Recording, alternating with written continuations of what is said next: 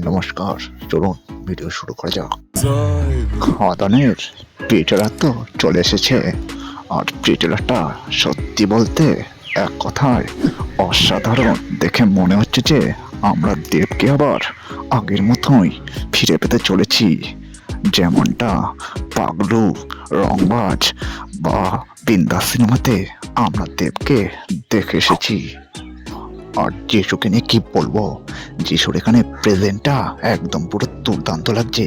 তাকে দেখে মনে হচ্ছে সে খুব ঠান্ডা মাথায় তার শত্রুদেরকে ধ্বংস করে দেওয়ার ক্ষমতা রাখে।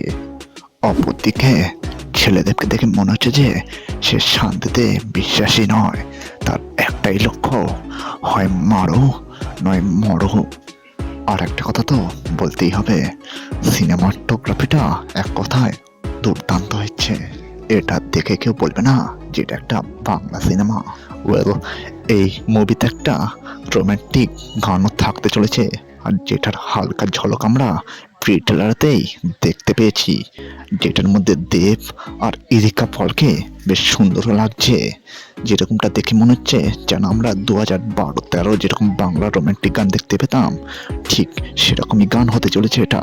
আর রইল বাকি ভিলেনদের কথা, তো বাকি ভিলেনদের হালকা ঝলকই এই ট্রেলারতে দেখানো হয়েছে।